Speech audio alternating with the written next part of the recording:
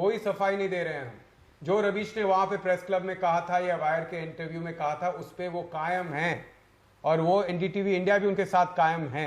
लेकिन रवीश ने आज फेसबुक पर एक पोस्ट लगाया, ये सब जो चालाकी चल रही है यहाँ पे, जो यहाँ पे चाल चलाए जा रहे हैं और जो धमकियां दिए जा रहे हैं रवीश कुमार को, मैं चाहता हूं कि रवीश वो पूरी फेसबुक का पूरा पोस्ट पढ़ के सुनाए आप लोगों को, क्योंकि हम सफाई देने यहां पर नहीं आए हैं। रवीश, ये मैं पहले कहना चाहता हूं लोगों को, बोलिए। शुक्रिया अनिंद्यो, निधि, मनोरंजन।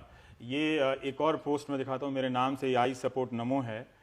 इसने ट्वीट किया है कि रवीश कुमार तर्क करते हैं कि 31% वोट पाने वाला पीएम जननेता नहीं हो सकता है, हाँ, लेकिन 2% की व्यूअरशिप वाले रवीश खुद को जनता का पत्रकार समझते हैं। तो एक बार ये दिखा दीजिए। ये आप देख सकते हैं कि यहाँ से इस तरह का बहुत मेरे खिलाफ इस्तेमाल होता है कि जैसे मैंने प्रधानमंत्री की आलोचना कर दी। एक बार वो कैमरा के पास ले जाते हैं। एक तो अगर आप प्रधानमंत्री की आलोचना नहीं करते तो इसका मतलब है कि कुछ गड़बड़ है। प्रधानमंत्री की आलोचना करनी ही चाहिए, हाँ? और ऊपर से आपने कहा कि, लेकिन ये बात मैंने नहीं कही कि वो प्रधानमंत्री नहीं है या जन नेता नहीं है। ये बात उसका उल्टा कहा। आपने कहा कि पूरा ये नहीं है कि उनको कुछ कम मिला है, उनको भरपूर वोट मिला है। तो ये इस तरह से ये लोग चलाते हैं और ये एक ऐसा माहौल बना रहे हैं कि कोई अवतार हुआ है जिसकी हमें आलोचना नहीं करनी है, हाँ? तो मैं नहीं मानता कोई अवतार हुआ है, मैं उसकी आलोचना करूंगा। मैं इसमें एक चीज कहना चाहता हूं कि जब रवीश की रिपोर्ट करते थे, सुनील ये दिखा रहे हैं अभी, सुनील सैनी, हमारे सुनील को मैं बोलूंगा थोड़ा सा रुक जाए, फिर से हम पूरा पढ़ के सुनाएंगे।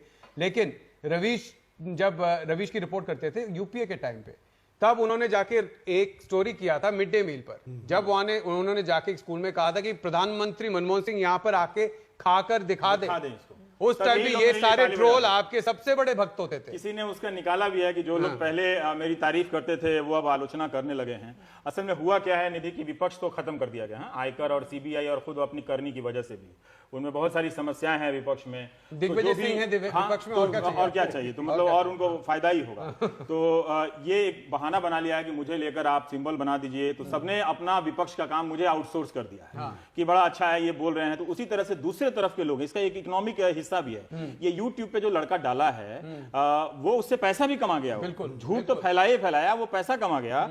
तब जाके सुबह मैंने लिखा, 3-4 लोग लगे हुए, एक ही विचारधारा के लोग लगे हुए हैं और उनको पता है कौन लोग हैं। तो मैंने लिखा और ये एक पैटर्न है, इसको समझने की जरूरत है दर्शकों को भी क्या हो रहा है। मैं लिख रहा हूं कि मैंने प्रधानमंत्री के बारे में ऐसा नहीं कहा। अफवाहों का तंत्र इतना व्यापक हो चुका है कि खंडन का भी अब कोई मतलब नहीं। पैटर्न यह है कि आपकी जो बात सत्ता को चुभ रही हो उसी के समानांतर सुपर इंपोज, हाँ, एक तस्वीर के ऊपर दूसरी तस्वीर, उसी के समानांतर एक नई बात की छवि तैयार की जाए जिससे चुपकर लोग आपसे नाराज हो जाएं, मुझसे ही नाराज हो जाएं। हाँ, जाहिर है ऐसा बोला नहीं है, वरना वीडियो होता उसका। भाई लोग मेरे नाम से चला रहे होते कि मैंने प्रधानमंत्री को गुंडा बोला है, हाँ? जो कि मैंने नहीं बोला है, मैंने ऐसा बोला नहीं। पर उससे किसी को क्या, व्हाट्सएप यूनिवर्सिटी के कबाड़ में ठेलते जाओ।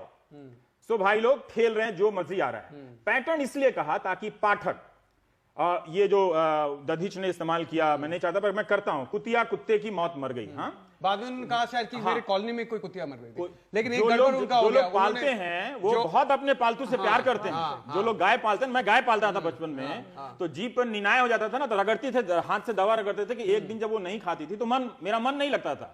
तो ये ना समझे कि वही एक्सपर्ट है, हमें भी आता है बहुत सारा। नहीं, लेकिन उनका एक कमेंट रह गया था बेचारे का, नीचे जो ऑल्ट न्यूज ने निकाल के दिखा दिया, पिला रहे हैं। बाद में उन्होंने वहां पे गौरी लंकेश का भी नाम रखा था, ऑल्ट न्यूज ने दिखा दिया। ये लिखा कि पैटर्न इसलिए है ताकि पाठक कुतिया कुत्ते की मौत मर गई वाक्य और उससे कहने वाले समाज पर, जिसकी निंदा रविशंकर प्रसाद ने की है, अपनी जायज प्रतिक्रिया भूलकर मुझे लेकर बिजी हो जाए। ठीक है कि अब ये इसने ऐसा क्यों बोला मेरे प्रधानमंत्री को?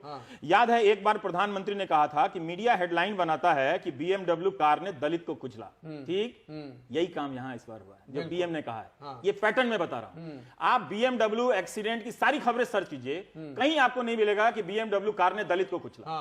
लेकिन वो तो कहेंगे मेरा मतलब ये नहीं था, मीडिया गलत हेडलाइन बनाता है। मगर अगर किसी दलित को मैंने लिखा है कि कार को क्या पता ये करें, लोगों को पता लगा कि सही बात है, मगर ये इमेज की मिक्सिंग थी, सुपर इंपोजिंग थी। मैंने इस बारे में तब नई सड़क.org पर लिखा था, आप पढ़ सकते हैं। 2 अलग अलग घटनाओं की रिपोर्टिंग को मिलाकर एक नया तथ्य गढ़ा गया जो कि झूठ था। जो प्रधानमंत्री ने कहा था कि बीएमडब्ल्यू ने दलित को कुचला। बीएमडब्ल्यू कार की दुर्घटना की रिपोर्टिंग में कभी भी दलित नहीं लिखा गया है। जरूर जहां दलित को घोड़े पर नहीं चढ़ने दिया गया वहां दलित नहीं लिखेंगे तो क्या लिखेंगे? बिल्कुल। क्या राजू को घोड़े पर नहीं चढ़ा दिया गया, चढ़ने दिया गया, इसका कोई मतलब है? इसका कोई मतलब नहीं। तो दलित ही लिखेंगे, क्योंकि आप जातिगत कारण से एक जाति के समूह ने उसको घोड़े पर नहीं चढ़ने पहले होता था ना, member of one community fought another अब मैं आगे लिखता हूं कि इसलिए ऐसे बयान दिए जाते हैं ताकि यह कहने की गुंजाइश बची रहे कि आप बात को समझे नहीं, मगर मेरा मतलब वो नहीं था कि आड़ में इमेज के सहारे तर्क गढ़ने की कोशिश की गई। यह एक मनोवैज्ञानिक रणनीति के तहत किया जाता है। यही कोशिश मेरे नाम से प्रधानमंत्री को गुंडा कहना जोड़कर की जा रही है। पहले किसी ने YouTube पर मेरे ही भाषण का कैप्शन लगाया, अब WhatsApp पर इसे चलाया जा रहा है। मैंने ऑनलाइन जगत के एक हिस्से को गुंडा और हत्यारा जरूर कहा है। प्रधानमंत्री के लिए कभी ऐसे शब्द का इस्तेमाल नहीं किया। जो भी मुझे बदनाम करने के लिए ऐसा कर रहा है वो लोगों को प्रधानमंत्री को देखने का एक नजरिया दे रहा है और पैसा भी कमा रहा है। YouTube में वो पैसा कमा रहा है, फोकट का नहीं है। उन्हीं का अपमान कर रहा है। मैंने इस तरह के काम करने वालों को गुंडा कहा है, अभी भी कह रहा हूं, ना कि प्रधानमंत्री को। आखिरी है, प्लीज नेताओं के इतने भी काम मत आइए। हमने देखा है 20 साल की पत्रकारिता में, समझिए आपसे झूठ फैलवाकर आपका इस्तेमाल हो रहा है। तुम उनके लिए यूज एंड थ्रो कलम से ज्यादा कुछ भी नहीं। जब इस्तेमाल के बाद फेंक दिए जाओगे तो वहीं मिलोगे जहां तुम्हारा फैलाया हुआ कचरा जमा है। लगता है आईटी सेल ने तुम्हें यह हमला करने की जिम्मेदारी दी है। और मैंने 2-3 लोग, जो ये लाल रंग का चल रहा है कि ये पीएम वाला जो है, ये आप देख सकते हैं अलग अलग फॉर्मेट में। अब इसमें वीडियो नहीं है, देखिए चाल देखिए कैसे अभी आपकी स्क्रीन पर आएगा। इसमें वीडियो नहीं है और ये जाएगा। अच्छा, ऐसा कहा है रवीश कुमार ने? हाँ, लोग फिर वो गाली देने लगेंगे और ये सारा शुरू होगा। जैसे मुझे बहुत सारे फोन आ रहे हैं सुबह से और वो गालियां दे रहे हैं और ट्रोल कर रहे हैं। ठीक है, ये स्क्रीन पर ये जो रवीश पर फेक न्यूज ये रखी है, क्योंकि नहीं तो ये लोग स्क्रीनशॉट लेके, मैं आपको बता रहा हूं, फिर वो भी चला देंगे। तो ऊपर से दिखा रहे थे, वो भी चला देंगे, दोबारा दिखा देंगे। ये दिखा रहे थे। एक कोई है मानसी सिंघानिया साहब, वी सपोर्ट नरेंद्र मोदी। अब ये चला रहे, अब बताएंगे मोदी जी के बारे में लेवल बनाओ पहले कि कोई तुम्हें सुन पाए। तो ये ऐसा है कि मुझे इसकी जरूरत नहीं है, आलोचना करनी चाहिए। और आज के समय में सचमुच जिगरे का काम है उनकी आलोचना करना, क्योंकि आप कीजिए नहीं तो तरह तरह के समर्थकों को लगा के चाटुकार पत्रकार, हाँ, चाटुकारी गोदी पत्रकारिता जिसे मैं कहता हूं, तो वो ये उनका ये सपना मैं पूरा नहीं होने दूंगा कि मुझसे चमचागिरी करवा लेंगे। वो चाहे जिसको जो करना है, जितनी भीड़ लगानी है लगा लें, मेरे से वो सपना किसी का पूरा नहीं होने वाला। पत्रकारिता ऐसा हो गया है, चाटुकार पत्रकारिता, कि बिहार में आप जानते हैं कि कल एक पत्रकार को लूट के वक्त गोली मारी गई, बच गए शायद वो, उनको कम से कम अटेम्प्ट टू मर्डर था, जो शायद एनडीटीवी ने सबसे पहले ब्रेक भी किया था। उसके बाद मैंने देखा कि बहुत सारे चाटुकार पत्रकार बोल रहे हैं कि ये सिलेक्टिव आउटरीच है। वहां पे पत्रकार को गोली मार के गौरी लंकेश में आप लोग क्यों नहीं कैंडल लाइट विजिल कर रहे हैं? तो लूट में गोली चलाई गई और एक औरत जो लड़ती थी, आप उनके साथ हो ना हो वो अलग बात है। नहीं, वेद प्रताप वैदिक ने बड़ा अच्छा लिखा है कि मान लेते हैं कि वो नक्सलियों की समर्थक थी, मान लेते हैं कि वो ऐसा कर रहे हैं, क्या लिखने की सजा किसी की हत्या हो सकती है क्या? बिल्कुल। वेद प्रताप वैदिक वो पत्रकार हैं जो उन्होंने उनको सपोर्ट किया था कि हाँ इनको प्रधानमंत्री बनना चाहिए, लेकिन वो कभी आलोचना से तो नहीं डरते। देखिए, ये ताकि हम आलोचना करते रह सके, इसलिए हमें ब्रेक